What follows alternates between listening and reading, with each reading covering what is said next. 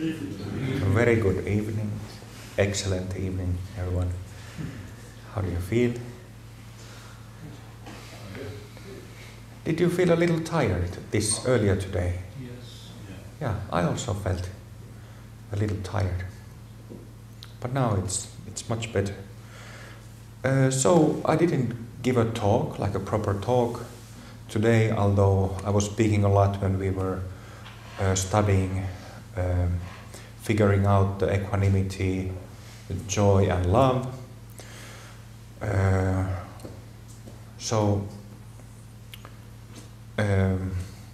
I felt like, and I asked a couple of you, how would you feel if I gave a half an hour talk now? Then we sat for half an hour before doing half an hour of metta like we did yesterday evening. So others felt that talk would be good, so here I go. There's a bunch of questions again, which is really, really lovely. As I mentioned earlier, maybe not everyone heard, but this is this is a new thing for me, because on retreats in Finland and in Norway, where I've been mostly so far, I beg for questions and I never get them. So this is wonderful. Can you please speak about the distinction between awareness and mindfulness? Yes, I can. Mindfulness. Cultivating mindfulness. Well, I'll say something about concentration, cultivating focus, which is close to cultivating mindfulness.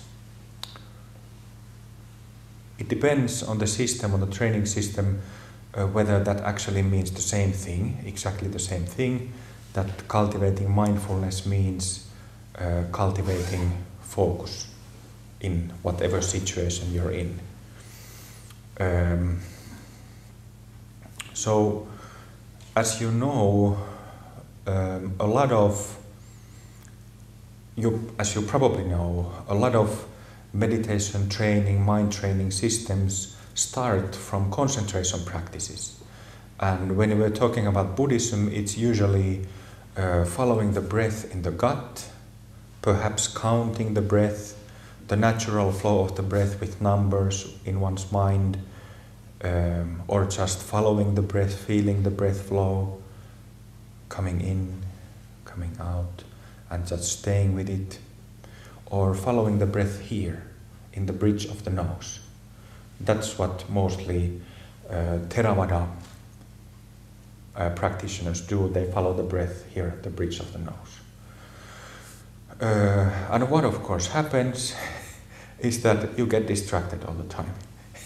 You bring the attention to the breath here or here, and it stays there for a moment, and then you're already like there was suddenly something went blank, and you find yourself thinking, planning, remembering, fantasizing about all possible things, seeing things in your mind,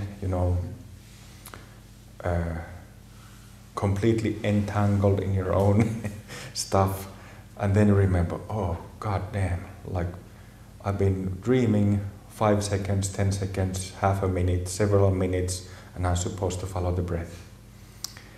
And you bring it back. So that's the classic way of that's how the Buddhist mind training paths usually begin. You start to do this shamatha practices, cultivating concentration, start to study what concentration is, because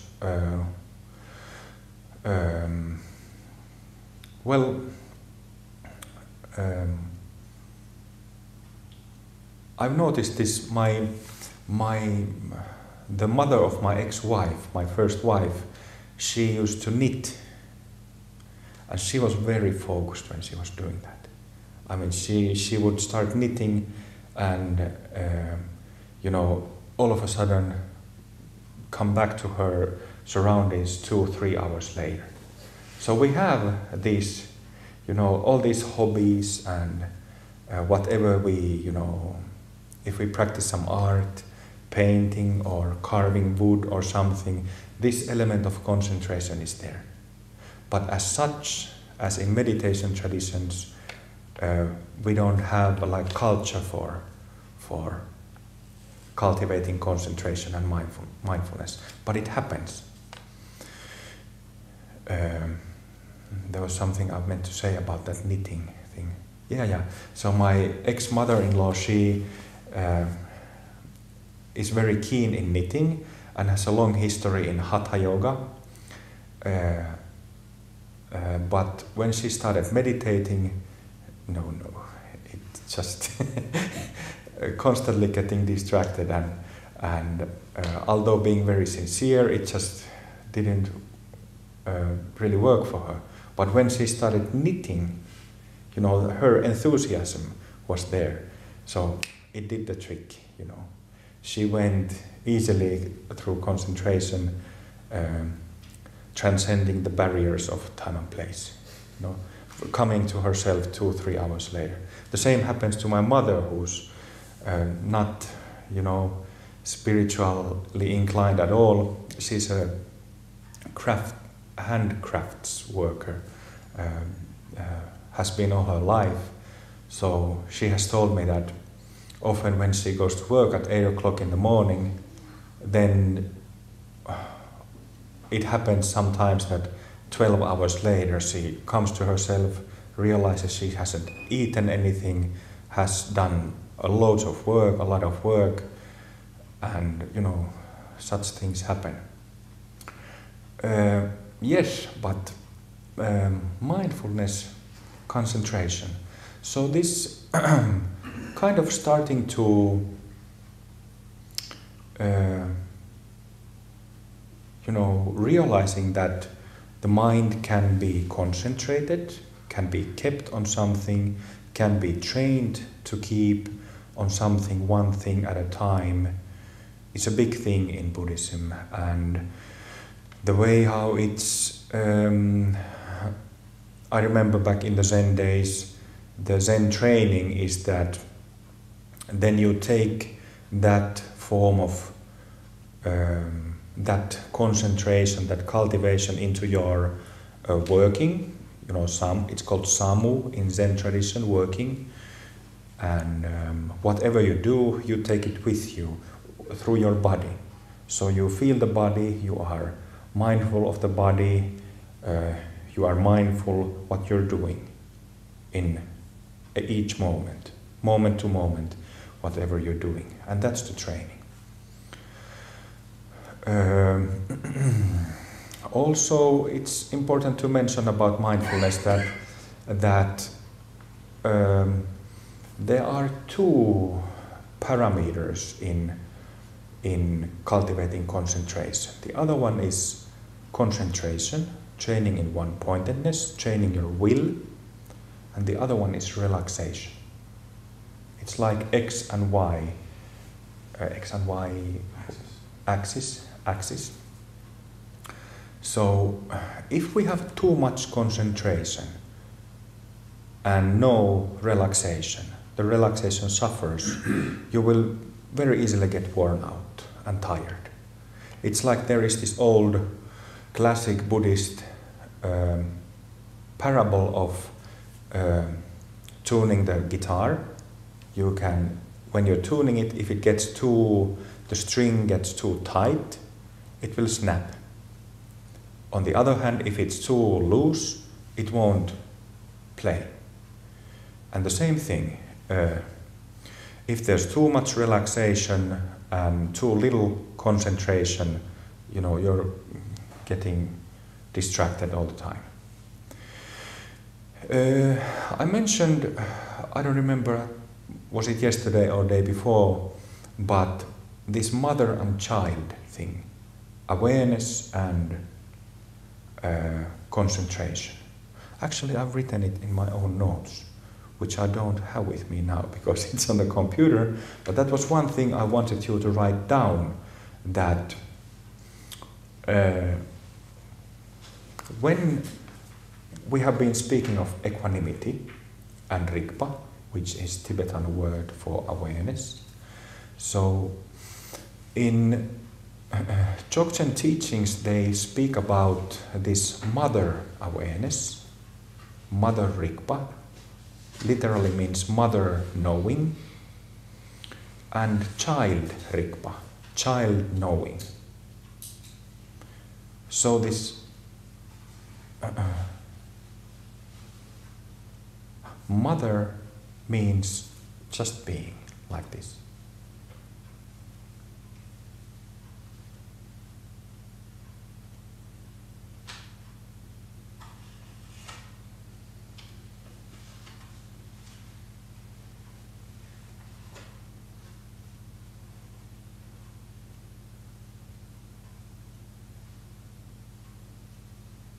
An excellent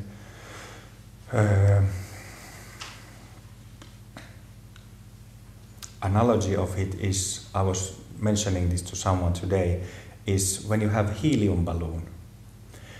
A helium balloon, when it's full, it rises up. It kind of has a will to go up. And it goes up to the ceiling and it keeps pushing the ceiling because the will keeps pushing it up. On the other hand, if the helium balloon is getting empty, it goes down. And in the same way, it has a will to go down. And it keeps pushing the floor when it gets next to it. So we have two opposites. Will going up or down. It could be any other direction. But then, at some point, it just floats in the mid-air in the room. Have you ever seen that? So you can imagine that this helium balloon, it floats in the mid-air.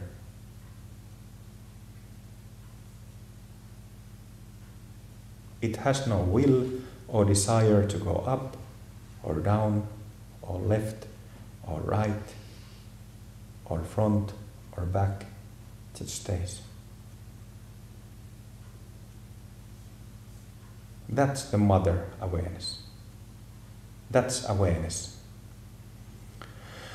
But then, well, if you are a cave yogi or, living in some meditation center doing a long retreat, then you can be in that mother a lot.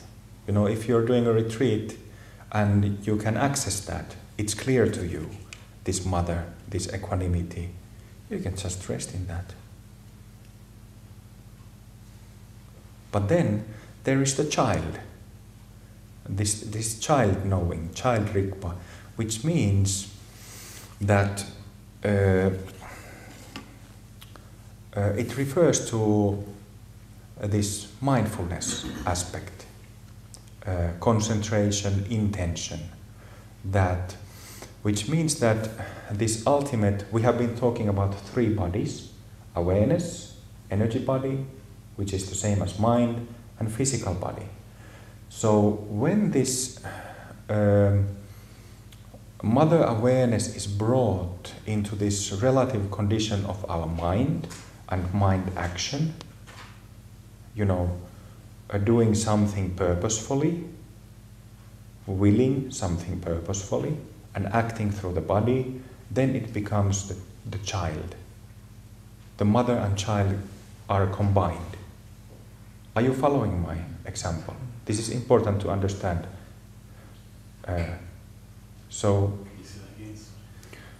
Yes, so there is the mother, the awareness itself,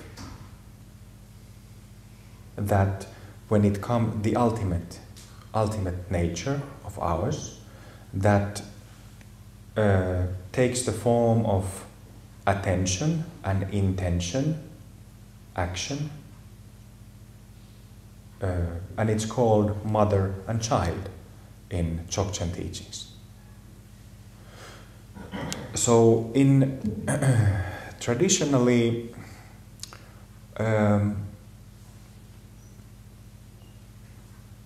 well, it differs from lineage to lineage, but in Dzogchen they have these preliminary exercises, that preliminary practices that are meant to generate awakening and generate some clarity in the mind, that help in, it supports this, it eases the situation how one can recognize the natural state. But the main thing from beginning to end in Dzogchen is a recognition of the natural state, the mother. In Dzogchen, we go directly for the mother, and we don't start from the child, because the child is just an extension of the mother, just like with actual mothers and children. So I guess that answers the question. Does it? Okay. And now it's 15 minutes. I have one question, it's 15 minutes. I have another 15 for 4 other questions. We'll be sitting here even after 2 hours. What is the relationship between the ego and the self? Well, I rarely use the word ego, and I would have to know what the ego here means. I assume that the self here means the me, me-ness, selfing, as it usually does in Buddhism, but I don't know what the ego refers to here. So you can either, if you don't want, whoever wrote this, if you don't want to, okay, what do you mean by it? Well, I don't know, I suppose some clarification around the terms of ego and self. I mean, they're interchangeable sometimes. Yeah, well, sure, they can be used interchangeably. Like I said, I don't use the word ego, and in Western psychology, they use the word ego in a very different way.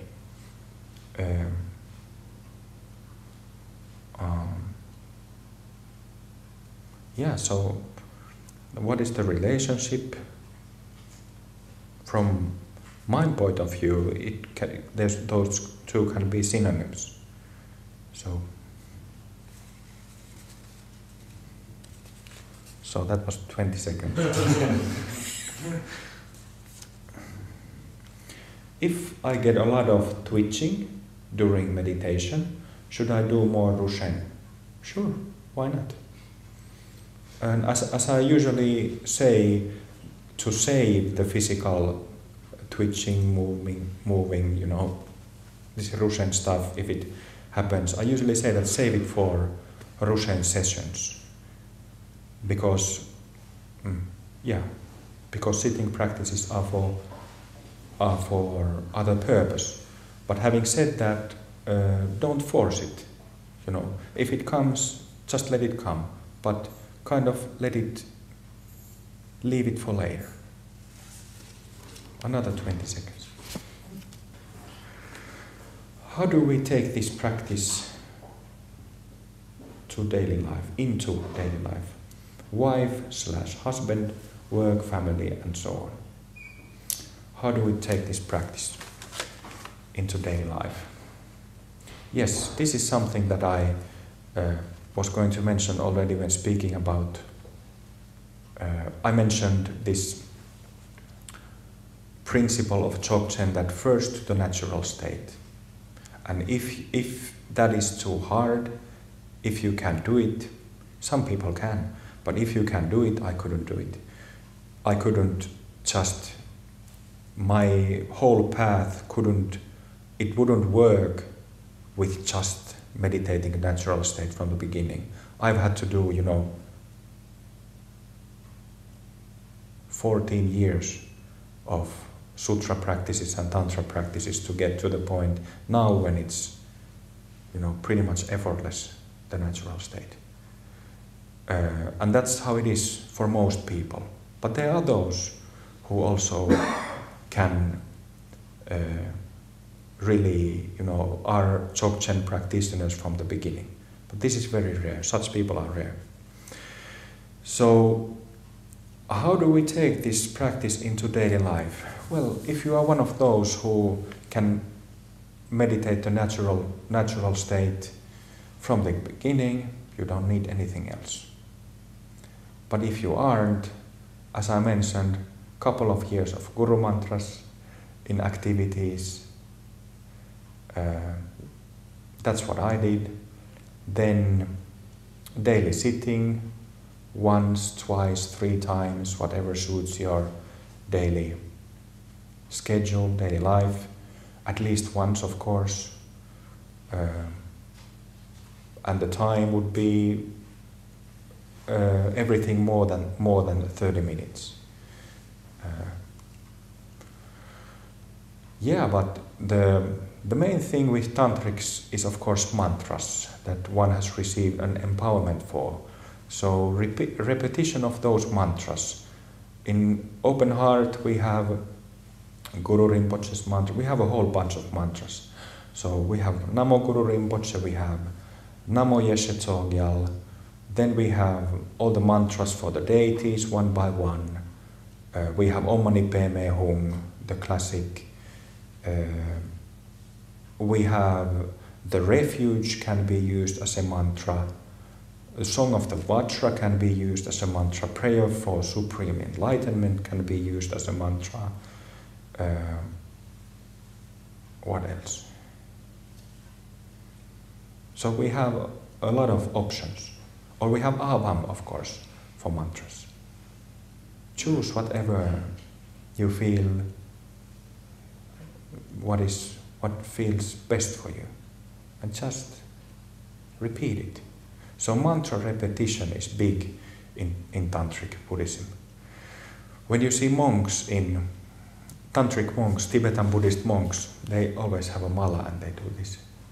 They say mantras. And prayer wheels. So that's the way to go about it. And of course, as I compared, at some point the child grows out of small shoes and small clothes. In the same way, eventually, you should grow out of mantras and all these practices. But it takes a while. But it's important to say that, it's not meant that you do all these techniques for decade after decade and life after life. You should get it done at some point. Can I just ask Yes. you, are you saying that you can just choose a mantra, whatever speaks to you, and Yes. just use it? Yes. Okay. Yes. And you can do that at any time during the day? Yes. Okay. Yeah. Exactly. Choose a mantra from those that we use, those that we have, and repeat it as much as you want. And as much as you need. Yeah. That's what I meant. 5 minutes and I have 3 questions to go. What is the relationship between Avam mantra and the Buddha deities? There's a typo here. It's called D-I-E-T, like diet. Buddha deities. Buddha diet. What is the relationship? So the relationship of Avam mantra and the deities we have is that those 2 syllables are the body of these deities. On the first empowerment level we have, 12 different deities, aspects of Guru Rinpoche and Yeshe Tsogyal. And these sounds, Avam, because of Guru Rinpoche's involvement, has been made or have been coded as the body of these deities, of these Buddha energies, of these pure frequencies. Is it understandable, that explanation? So if we think that this wall behind me would have, like there is Amitabha's picture, if we had those 12 Buddhas, their pictures behind me, and then somehow in 13th painting, another painting, all these 12 would be combined into one picture. That's the meaning. So each of the Buddha deity has its own mantra, but it is combined because of Guru Rinpoche's fixing into Abam. That's the relationship. Okay? Yes? Can I just, does that mean that the energies associated with each deity is somehow combined, that all Yes. of it's combined into the Abam Yes. mantra? Yes. So Right. you can do this experiment by yourself. Take each of the deity, you can find the list from the website. Good students will remember the list, bad teachers don't. So you can take the list and meditate each one by one. Have half an hour or hour session for each deity, so that you get to know the energetic feel of them. Go through the whole list. If you want to, do this experiment properly and you have time, you can then take, for example, 2 or 3 of them all together at the same time, and see how it changes, how the vibration changes, if you have 2 or 3 at the same time. And then, when you chant Abam, see if you can feel those. If you can pick any one of them one by one from that mass of vibration, that mass of vibrational feeling, if you can spot any single one of them, and yes, so my answer is yes to your question. It's combined into a mass vibration. And using the mantra Abam, or saying it out loud, the resonance of the actual sound, it feels like comes from the chest, the whole kind of torso, Mm-hmm. yeah, and Vam seems to kind of resonate in the skull. Yes. More. Well, that is correct reading. Well, that is kind of it doesn't directly, it always vibrates in the head. N is a little bit same, and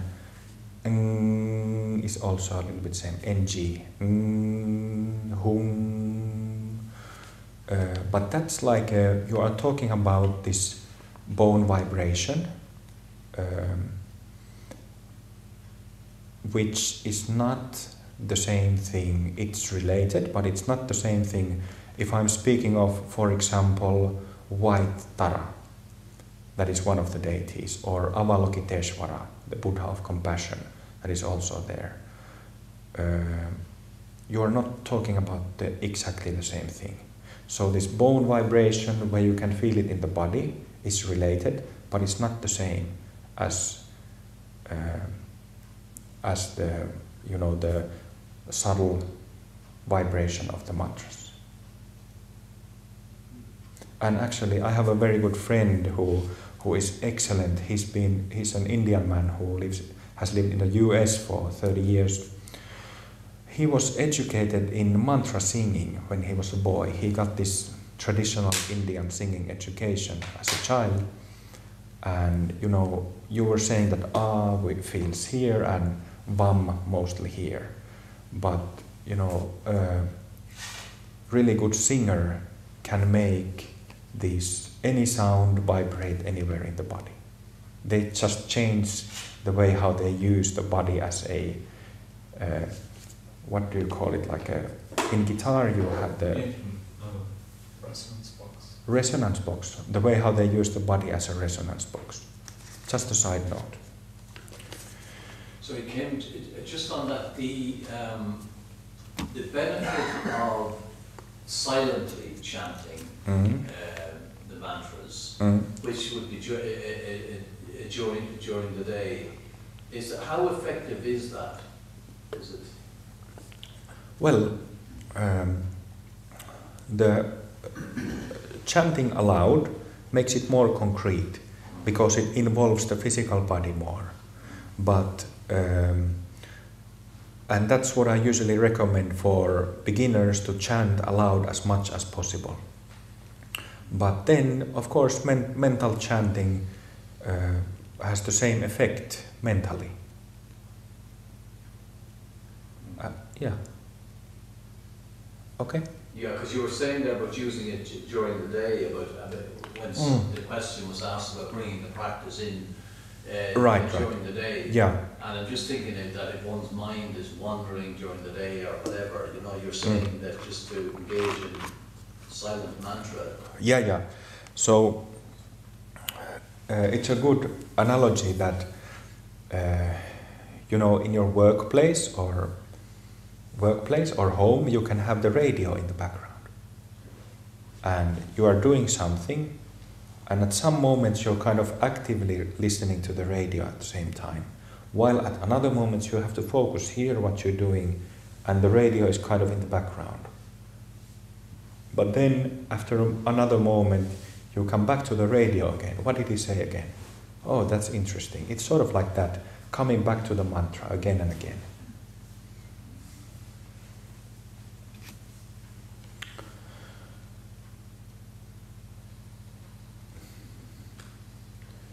To chant a Buddha deity's energy, do you say Namo or Namo Guru before their name?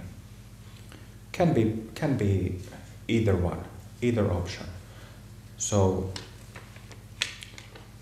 I usually use Namo Guru because the deities that we have are aspects of Guru Rinpoche and Yeshe Tsogyal.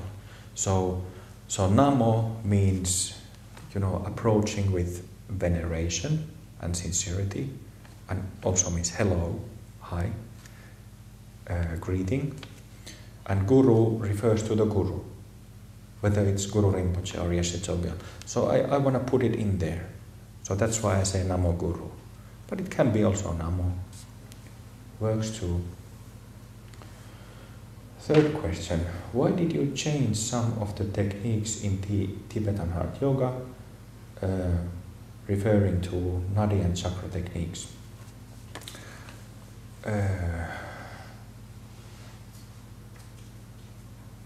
Okay, so Formula One cars,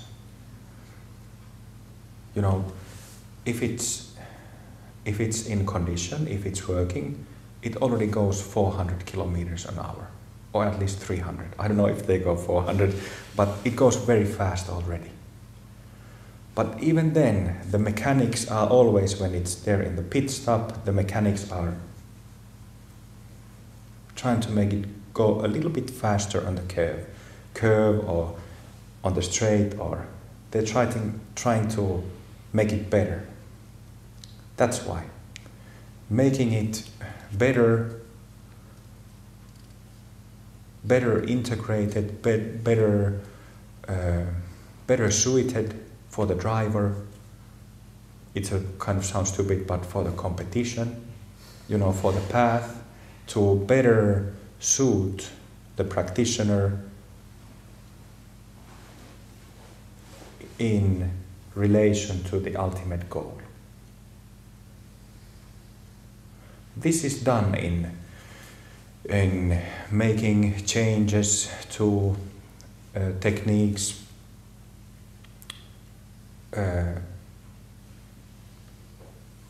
or replacing techniques. This is done in teachings.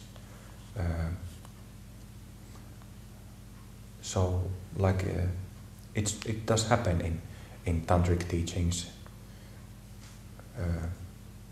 So that's why. Okay? Making the formula go faster and better, making it smoother also.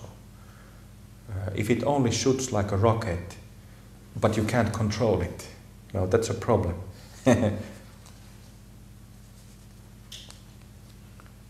Oh, that's a kind of not a good way to say it, because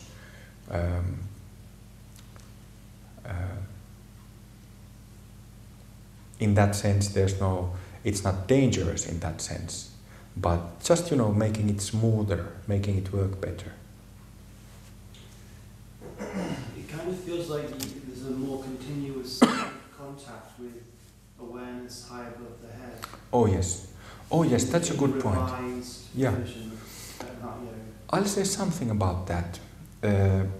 For the last 4 years, in Open Heart we have practiced Buddhist Tantra.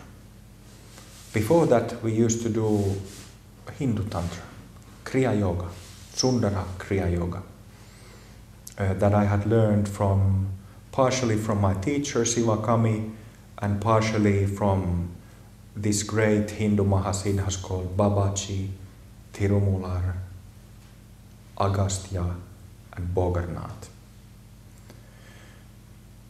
that are part of the Mahasiddha family.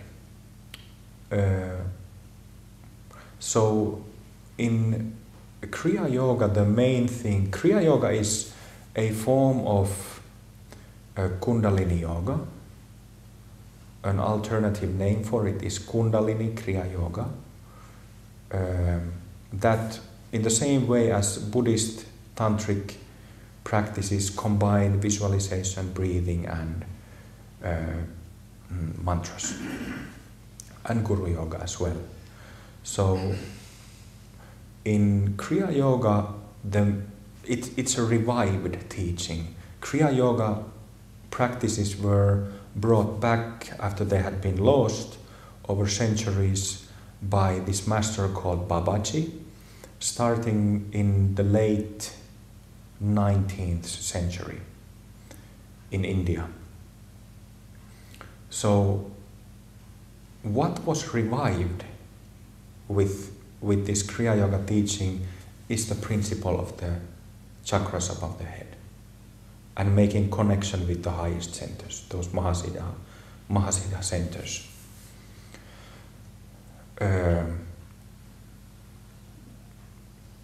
So in Sundara Kriya Yoga, that in Open Heart we practiced for several years, there was a lot of emphasis of bringing down the energy from there, just filling one's whole being with that energy.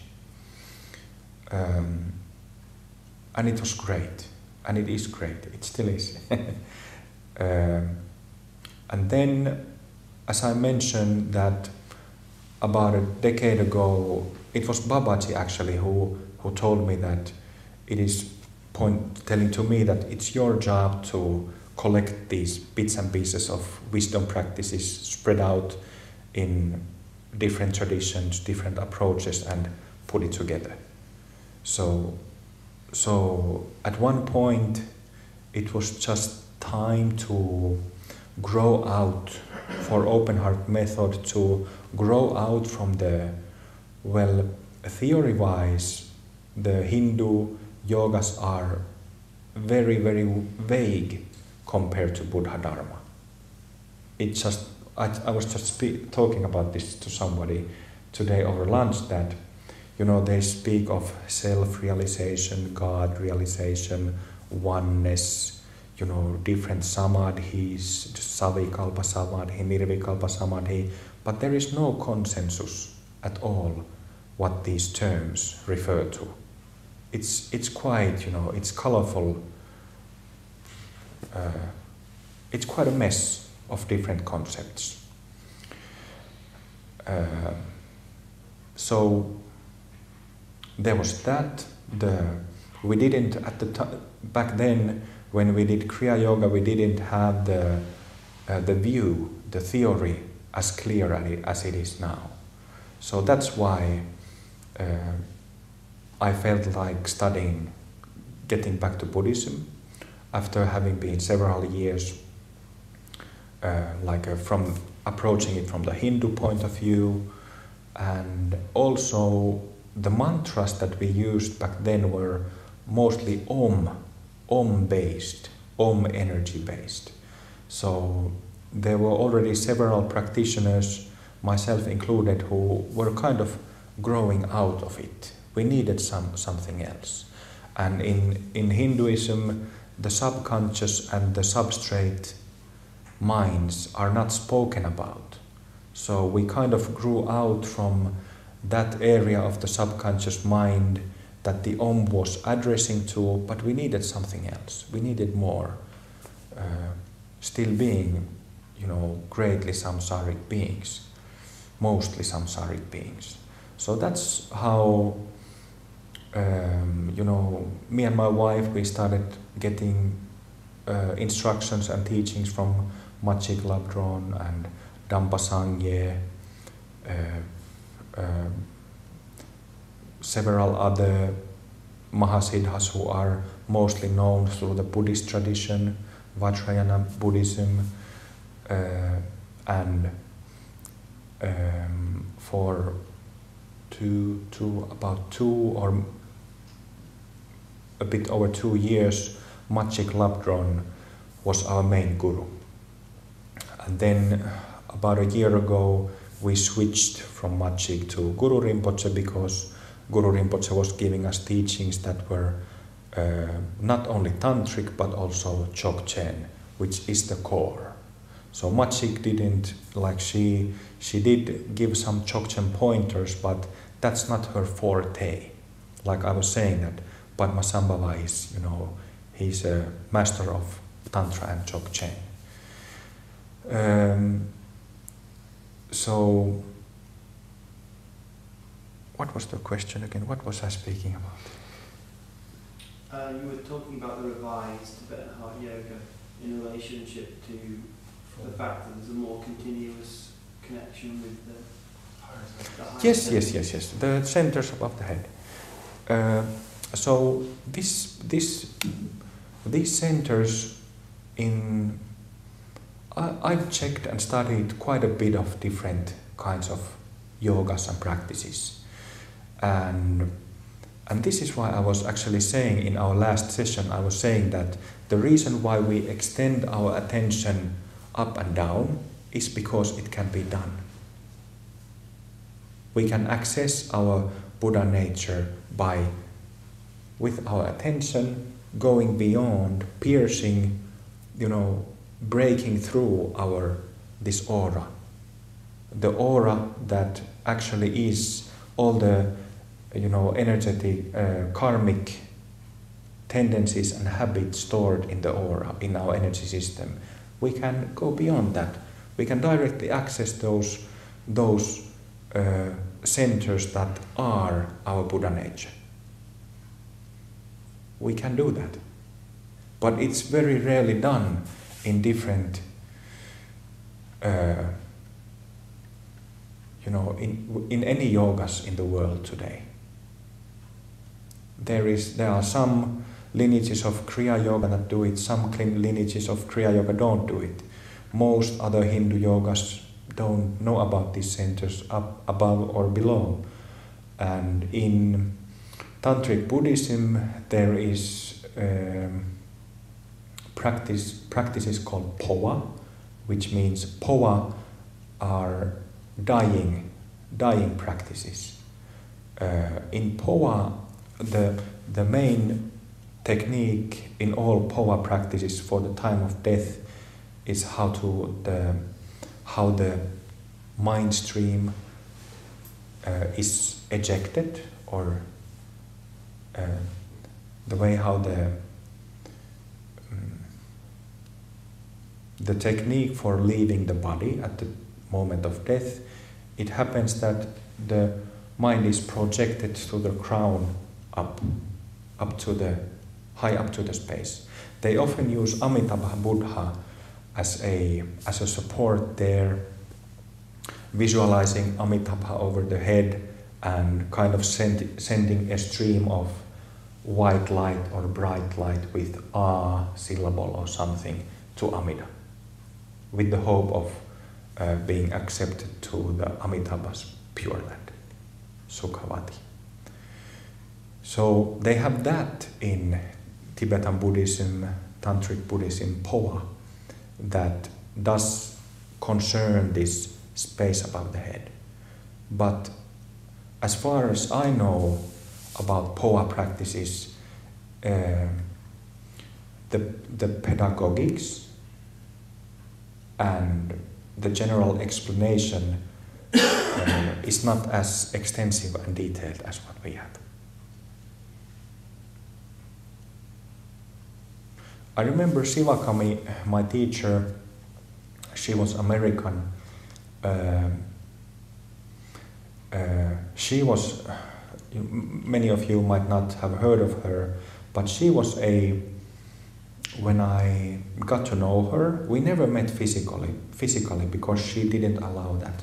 So I found her website in 2007, and by then I had done a lot of Zen calligraphy, sensing the energies of Zen calligraphy, so I had some sensitivity, some knowledge about pure and impure energies.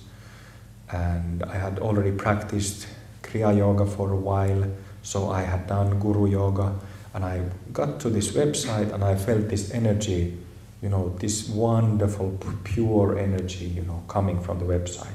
And it was Babaji's and Tirumala's energy. So I contacted this person, Sivakami, who later became my teacher, but she was first for 2 years. I didn't regard her as my teacher, but rather as a person who was very knowledgeable and just a great person. So she was had already retired when we started to change emails, and I called her a few times also. She lived in Hawaii. So she made a career as a kennelist. She bred dogs, huskies and some other breed which I never remember. She was a mother and a grandmother and was married. So she was a normal householder. And she was excellent. I mean, her skills, her mystical skills, sensing energies and communicating with non-physical masters and all kinds of beings, being able to help all kinds of beings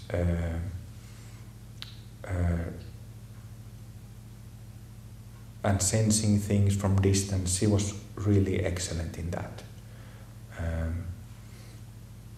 Really, like a virtuoso. She had those skills in her back pocket. So, long story short, she was telling me that she had met with a lot of physical teachers and spiritual teachers from all traditions who visited US. She mostly lived in the mainland US. So throughout her life she met many teachers and masters, but mostly in her case, as in my own case, she met the most important masters and got the most important teachings non-physically. And one of the things that these non-physical Mahasiddhas constantly told her is to teach about those centers. because that knowledge is lost, and because it's so, important. It has a very profound effect. So that's why in the previous version of Tibetan Heart Yoga, it was there, but it was on level 3. It didn't have that much emphasis, but now that emphasis is back there, already from level 1. It was supposed to be half an hour. It's 50 minutes already. So now we have 10 minutes. So Ken, can I just ask you something related to the... Are you sure you want to? Yeah, no, it's in relation to the analogy about, tweaking or changing the Formula One car, Yeah. And you were saying that up to a year ago or so, it wasn't Guru Rinpoche, and Yes. now it is. Mm. Do you think that there's a finality there as regards Guru Rinpoche, or do you think that that may change, or is there any way you have of knowing? When Guru Rinpoche took the place of Machik Labdron, first thing he did, and it was of course with Machik's consent.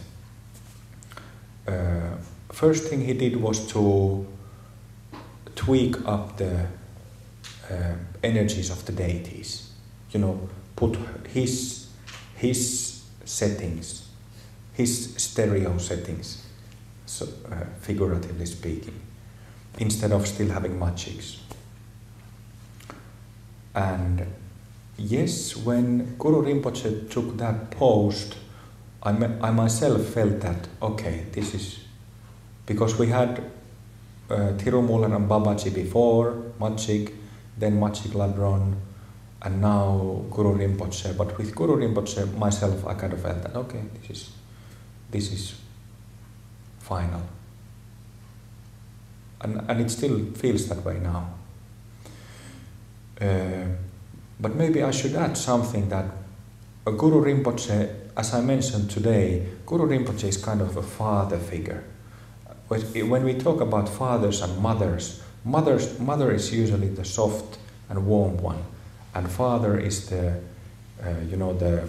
wise one who oversees things. So nowadays, or also the role of Yeshe Tsogyal is important. Yeshe Tsogyal, because she has this feminine, it's a she. She used to be a woman and still has that, that woman feminine quality to her, probably is a bit easier to relate to and approach, because she has that motherly quality. Okay? So nowadays I feel like speaking and including Yeshe Tsogyal together with Guru Rinpoche, because have been a couple, have been a team. And that's how in Tantrism it usually is. There is a man and a woman, masculine and feminine energy, as we have with deities.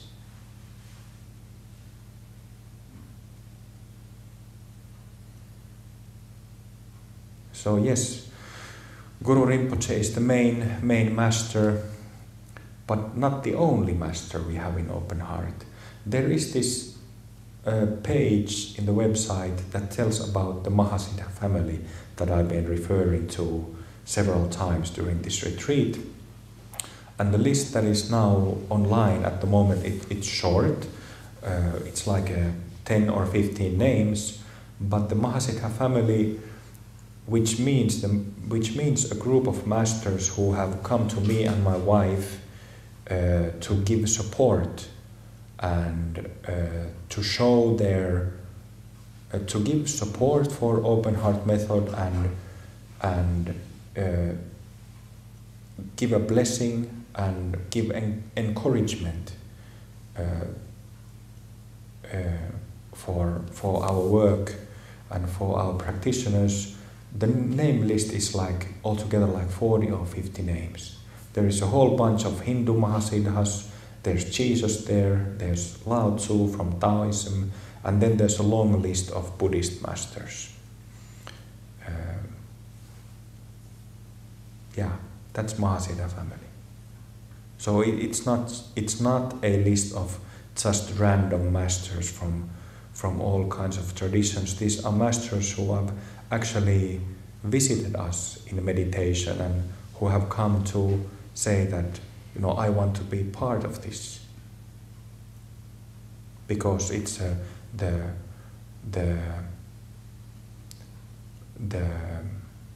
mission or meaning is universal.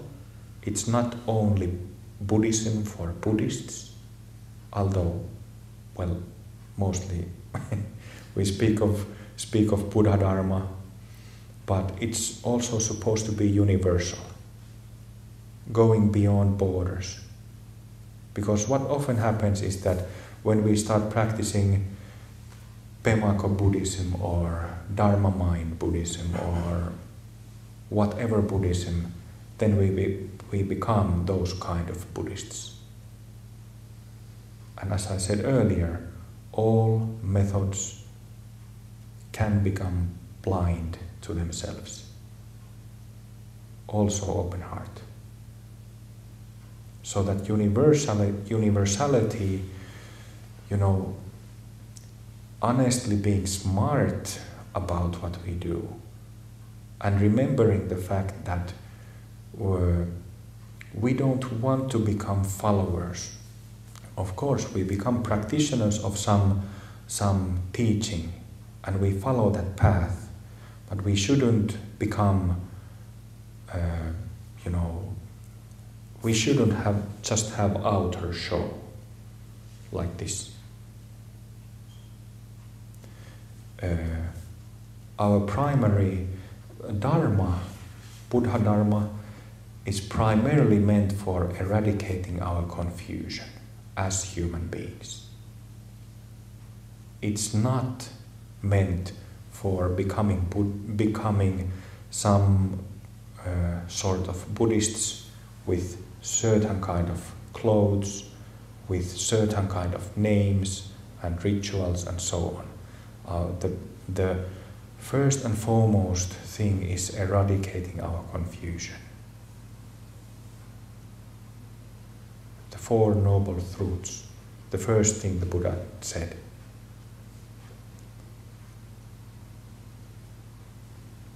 Okay?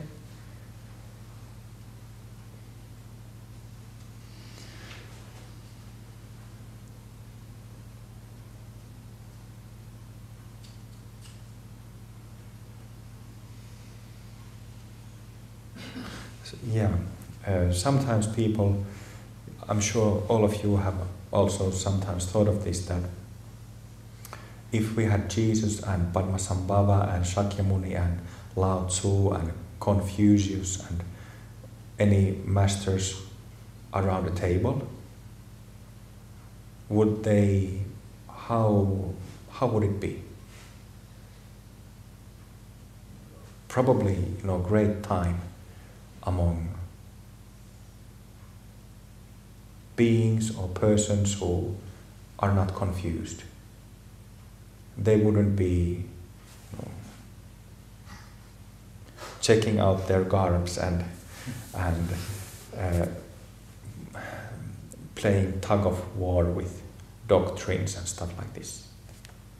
Well, actually, maybe the Buddhists would say something for the Hindus and Christians. Just kidding.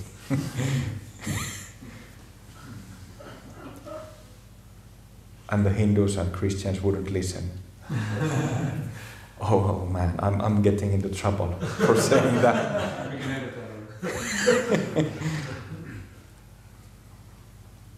But doesn't it make sense? We want to get out of this mess. That's it. Yeah?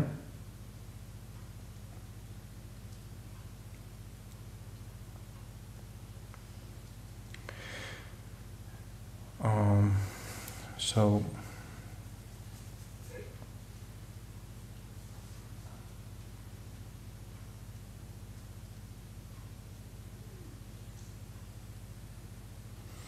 let's have a 5-minute toilet break. Then we will sit for 10 minutes and then we will practice metta for half an hour in pairs. Then let's do that. 5-minute break.